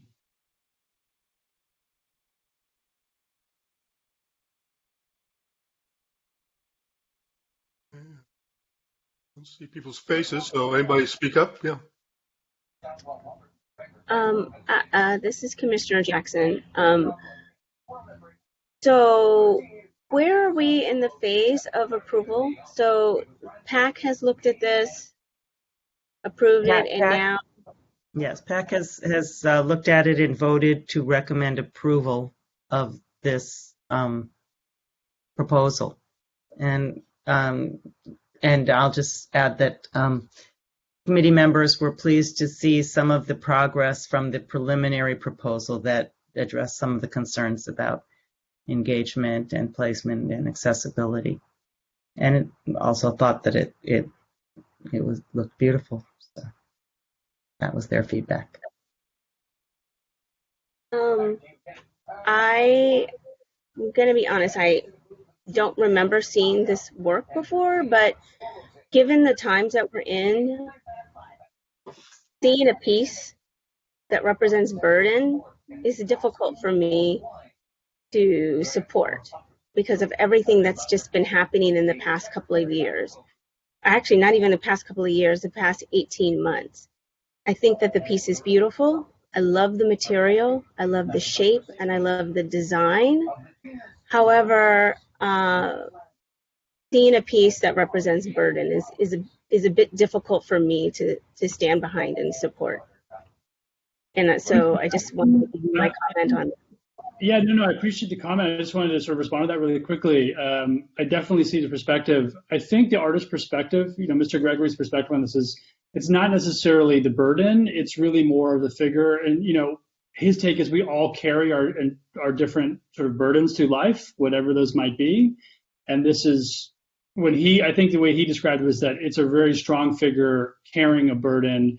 He imagined it as, again, this was his take, imagining it that, this was his figure carrying their burden, sort of fording a river, was his thought, and how he imagined these almost like river rocks, and these really natural materials that are sort of like, this native, natural sort of figure carrying a burden through water. And so I get your perspective, but I think the artist's take on this is not that the sculpture is a burden, but that this is actually a strong figure being able to support this burden. I see that, and I understand, and I even understand, the use of the lighter piece of stone, because the burden, depending on what the burden is, it could be light, it could be heavy, has the ability to carry it. It's just, I just wanted to give you my opinion. Coming out into a beautiful green space, and then seeing this really large, 6 foot piece, you know, I'm just, you know, just giving you my honest opinion. It's the space in which I'm in, and I think that some Santa Monicans in, it would be it'd be difficult for me to. I'm not sure if I would want to see a piece like that right now in this time, in this day and age. Yeah, thank you, Commissioner Jackson. May I ask a question kind of in a broader sense? I mean, we've talked over time, the Arts Commission, about whether pieces that are in the public view, especially on private property, can also be augmented with any contextualization. Let's put it that's our term. You know, sometimes we ask for brochures or a plaque. Obviously, art is often up to the interpretation of the viewer. We can all acknowledge that. But I guess part of what we're also asked questioning over time is the education of the public for arts that may either invoke different feelings or different experiences. And what do people do with that? How can they, you know, contain that or do something with it? So not asking for a solution to that, but an acknowledgement of how is there something that can be done in the public in this piece that could help people appreciate at least the artist's view, because that's what I was hearing, the contrast in the two perspectives just now. And thank you for that. I love, you know, I know that art is in the eye of the beholder, and interpretation and experiences that one goes through in their own life. And however, you know, we don't know if this would be a solution, but I love the idea of maybe, you know, at least the artist's interpretation behind this.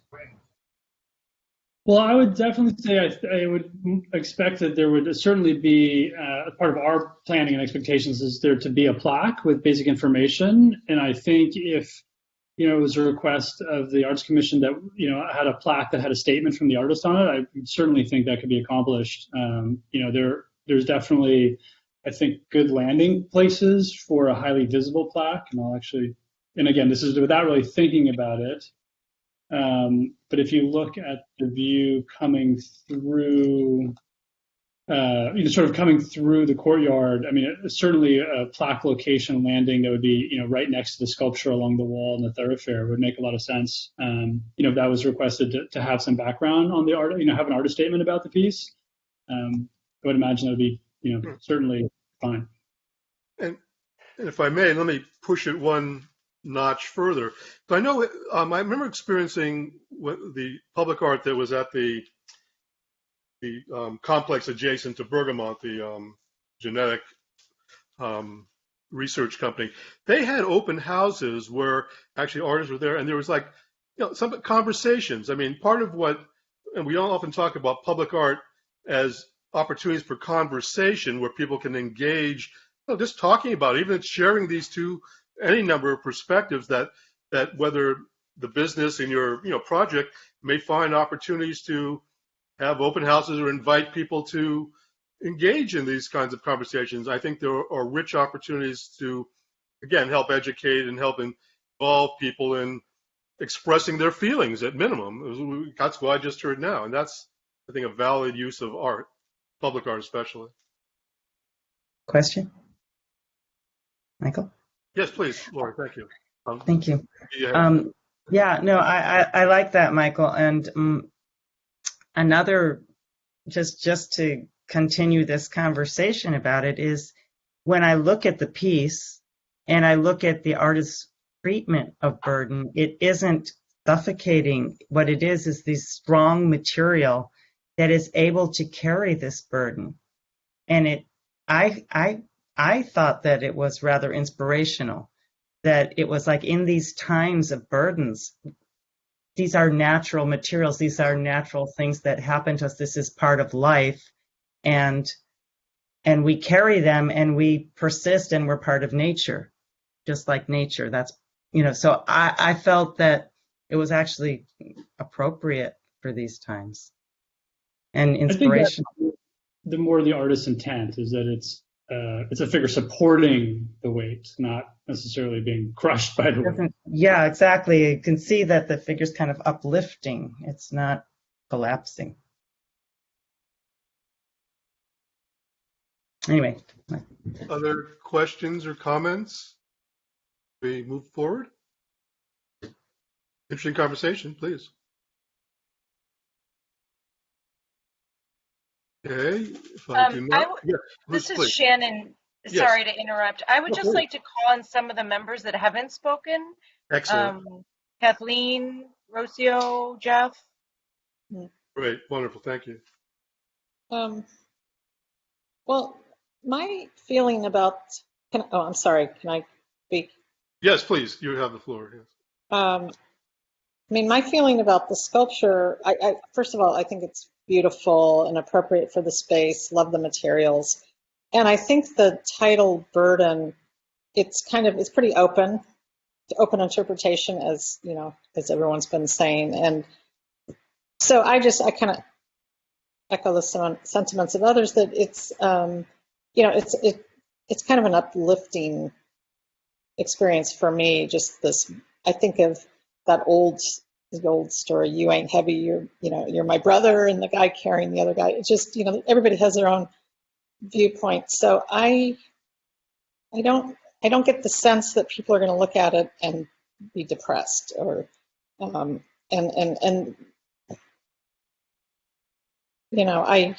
I don't have any issue with the title or with the sculpture. The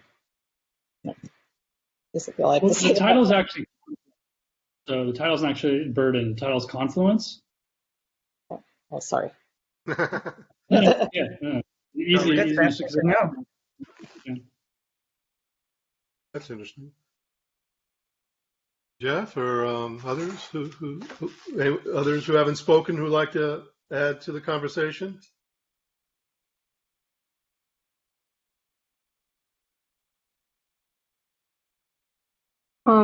Can I say something? Oh yes, most definitely. Yeah.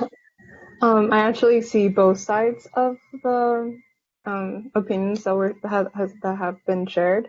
But I think since the title, I thought the title was burdening as well as Kathleen, but then Bo said that it was consonance, and I think that kind of changes the whole dynamic of how one sees the actual sculpture. So it's basically reinforcing that positivity to the piece. So I do believe that it fits very, very well to the environment, and it's definitely going to be a piece that's going to create dialogue. So I agree in that term. And I would like to speak too. Yes, I guess I missed it in the paper.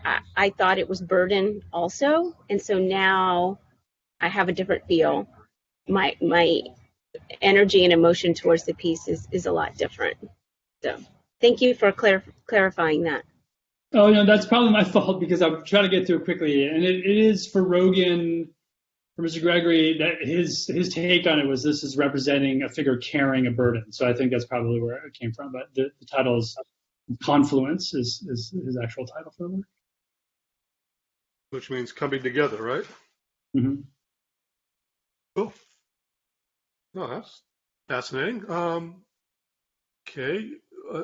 Final call for comments. I guess at this point, if there aren't any, at this point we know, that the Public Arts Committee voted to approve this and for we Arts Commissioner consideration. So at this point, is there a motion on the floor?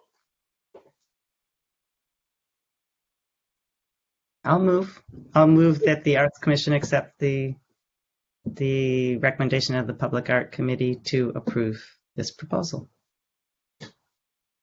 Commissioner Yehia, is there a second?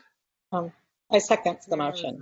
I'll second. Okay, this Commissioner Malayan. Oh, yes, I second the motion to approve. Great. Okay, so we're ready for a roll call vote to affirm. Miles, are you calling roll or? And who made the motion? Lori, and it was seconded by Kathleen? Yes. All right, starting at the top. Vice Chair Michael Baroff, Yes. Eric Chalice, Rocio Garcia, Yes.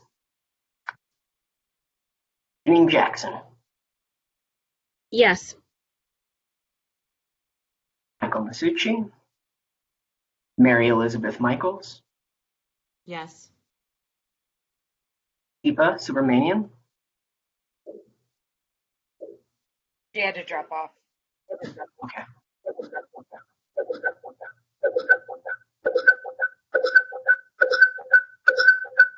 Okay, got the echo back. make that stop.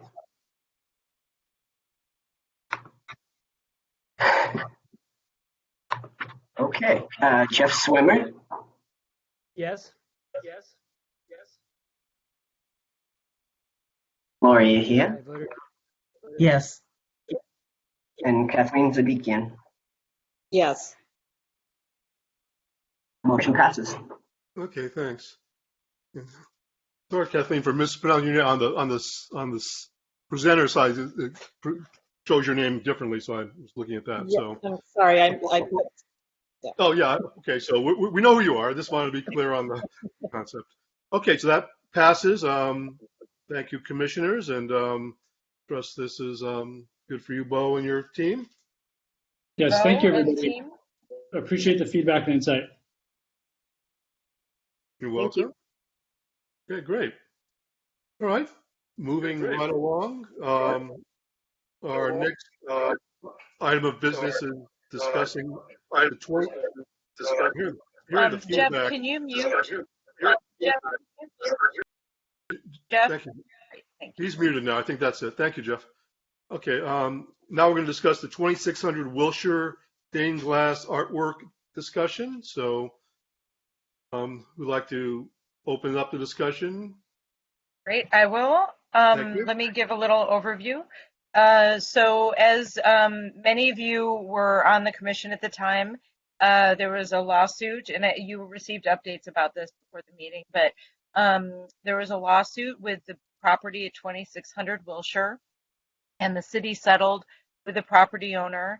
And basically, the owner is going to be, I think, ultimately demoing his building.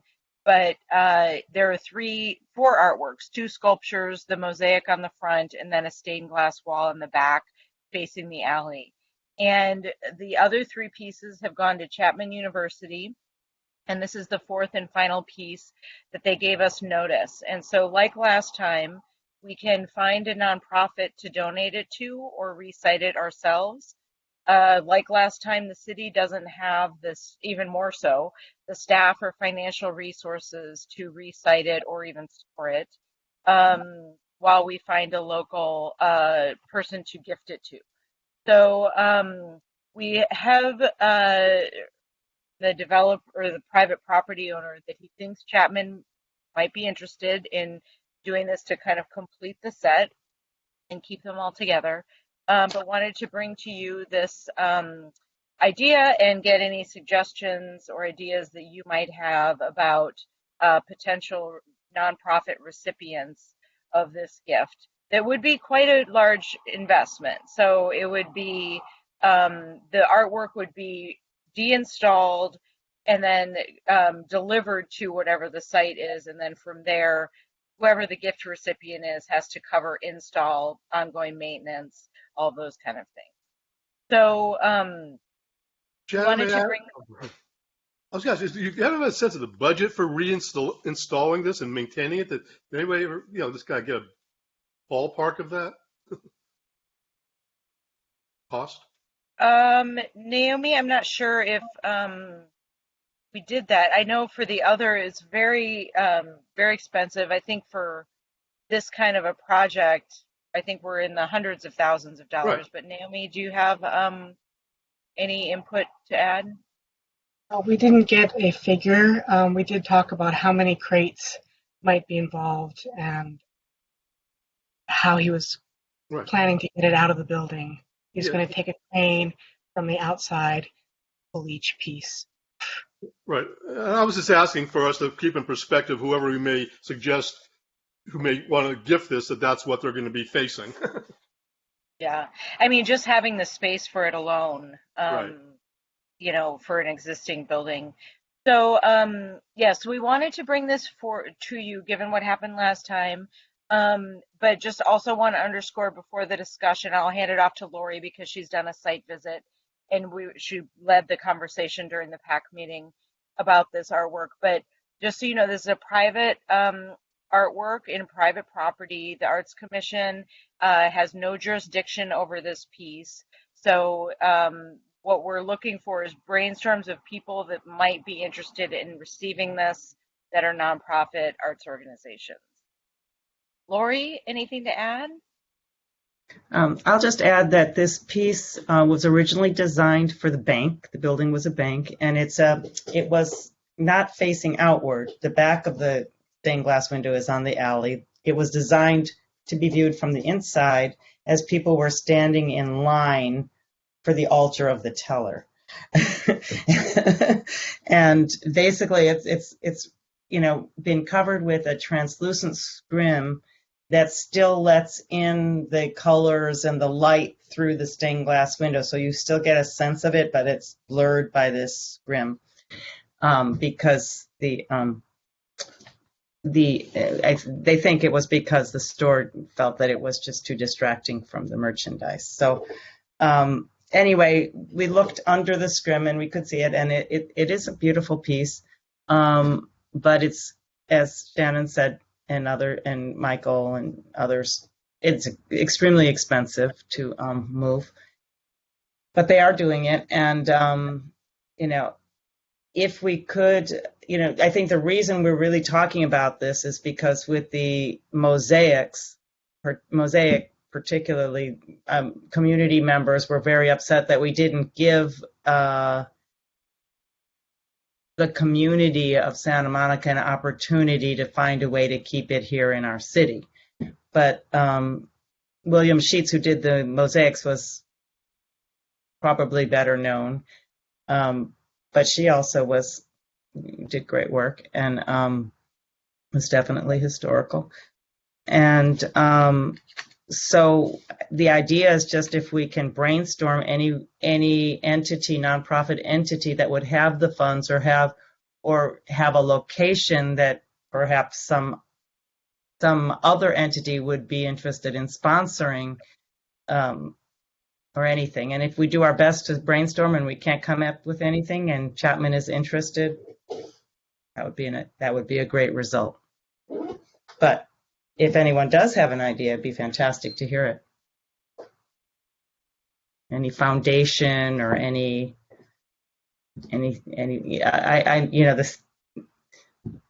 Janine, looks like you have an idea or a thought. Well, no, it's more of Michael, I'm so sorry. Can I? Oh, yeah, fine. Yeah, Janine, yeah. I just don't know how this is working virtually. I see you. Yeah, thank you.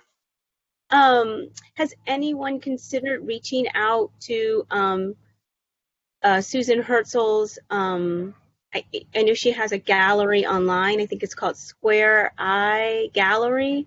Maybe seeing if they could help support or flip the bill a little bit to help support the reinstallation or any part of the deinstallation, reinstallation, or maybe even holding the piece until we find someone. They're located in Claremont, and they have tons of her pieces. Let me look it up really quick. If you want, I can drop it in the chat. I think it's just susanherzl.com. Let's see if I question. Naomi, do you want to respond to that? Only to say that we haven't reached out to the gallery.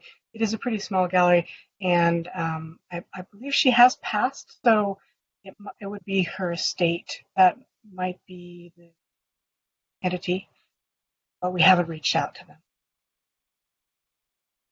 Okay, we're brainstorming. It's a good idea.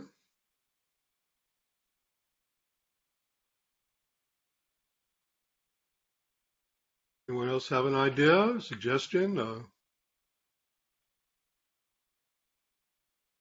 Thought? Again, just remind there's a time frame for the building owner to remove this. Jen, that's the 1st of September. Is that correct, or thereabouts? September 6th. If there was really a serious movement towards getting it out, but right. So just putting it in the context of whatever ideas we may come up with, there's time is a ticking, and we're only talking a few weeks before the owner is going to pull it all down and crate it up, correct? Just to clarify, the city's deadline for providing a response is September 6th. Oh. The developer may or may not be removing it immediately. So to clarify, the city has that deadline to provide something, and if the city or us, we do not provide other suggestions, then is it then the case that the owner will determine what to do? Is that correct? That's correct. Okay. Yeah.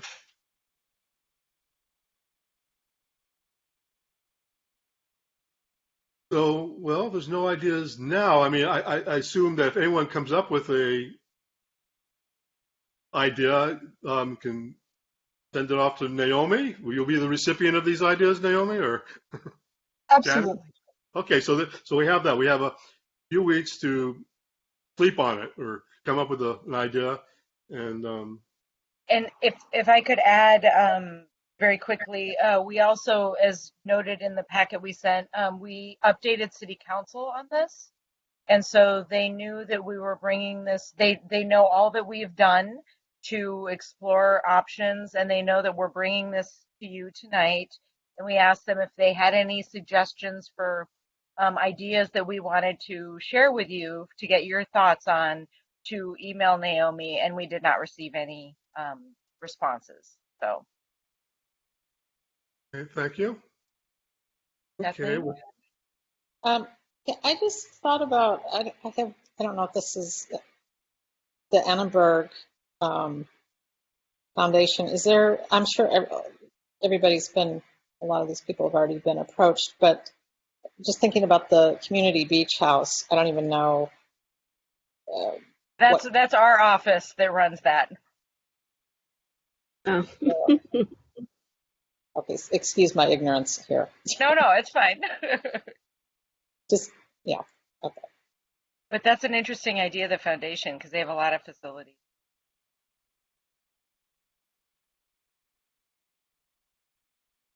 Great. Jeff, do you think the foundation could find someone who would want to sponsor putting that in at the beach house? I don't know where it'd go at the beach house. Yeah. A wall, an exterior wall with recessed lighting? I mean, we looked at the beach house for the other mural, the mosaic. Mm-hmm. Very large. Yeah, it's large. And it also kind of needs to be high. Yeah. We'll give it some thought for sure. Cool. Okay, well, we're kind of winding it up here. I guess we have the approval of the minutes from two prior meetings. First, the February meeting. So for those of us who were here at the February meeting, who would like to make a motion to approve the minutes? This was the February 8th meeting.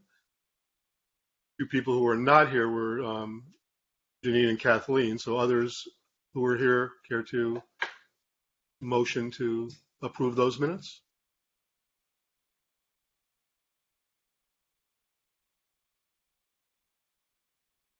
Feel free to read through them.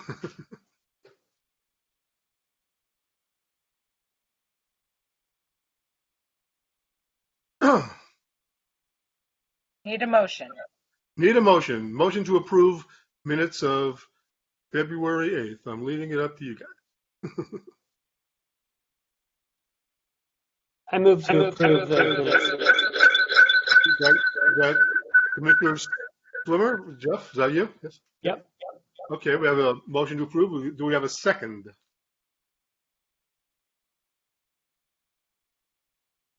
I'll second. Okay, that If was, you hang up your phone, probably won't have so much feedback. okay. I'm sorry, who seconded? I'm gonna catch that. That was, yeah. Rocio did Thank raise you your very much. hand. Yeah, I Oh, didn't see your hand. Rocio. I was scrolled away from the visual. Thank you. Okay, so now we have a roll call to. Right, but real quick, I didn't hear clearly. Which one was the second? Was it Lori or Rocio? Rocio, Commissioner Garcia. Beautiful. Thank you. Sorry for that, Commissioner Garcia. Starting We at the can just top. do this by acclamation, can't we? Okay, 'Cause there's so acclamation, many. fine. All in favor? Yo, yay? Okay, any Abstentions? abstentions? Trying to look at faces and thumbs. Okay, any no's? Anybody saying no? I think that doesn't Janine and Kathleen need to abstain because they weren't here? Yeah, they need to abstain. Thank you. Yeah, they were not present, so correct. So they need to abstain. All right, so the rest of us affirm this, and now we can move on to the other set of minutes, which comes from the May meeting. The May meeting, I'm opening it up to see who was here. So we have the May meeting, and as I look at it, the one person who was not here was Commissioner Yehia. So others who would like to make a motion to approve the May 17th, 2021 minutes. I make a motion to approve the May 17 minutes. Okay. Yeah, I just lost visuals again. So that was, oh my. Jackson. Jackson, yeah, I'm sorry. I lost pictures. Oh, there you are. Okay, thank you, Commissioner Jackson. Who would like to second it? I'll second it. Yay. Commissioner Baroff seconds it. Fair enough. Do we have affirmation of this? Anybody disapprove of everyone's thumbs up? Any thumbs down? No? Okay. I abstain. You abstain. Thank you very much. So we approve the minutes of the 17th of May. Thank you very much. Close that out. See, I don't know. Jen, do we have, I mean, a little time. Is it appropriate? I mean, can we touch on some of the conversation from our leadership meeting about, trying to just, help support all commissioners? May I speak to that for a minute? Is that appropriate? No, that was would have been appropriate during your chair's report. Okay, my mistake. So I'll let that go. I didn't think of it. Okay, thank you. But yeah. No, I'm just protocoling it. I appreciate that. So I won't talk about how we can support each other. Okay, no problem. How'd I do? Isn't it clever?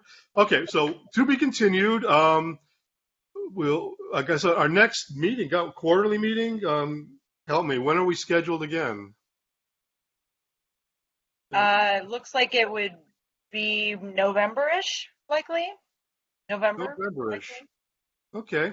November's a little tough because it's so close to Thanksgiving. So right, I think we'll need to look at what we have in the queue for things that we need approvals on, because you are a quasi-judiciary or adjudicatory body. If there are things that we need approval on, we could meet before then. But I think anticipate that we'll meet before the end of the calendar year. Fair enough. Okay. And given time, we've promised to email any updates as appropriate, and always encourage people to reach out individually, with following any Brown Act guidelines, not more popular. If you, want to reach out to people, I think that's appropriate as you need or wish. Other than that, I guess we have to formally adjourn. Yes? Yes, but you don't need to take a vote. So I would just. Okay, so motion to adjourn. Anybody? We don't need a motion. You can just No, adjourn. okay. I therefore adjourn this meeting.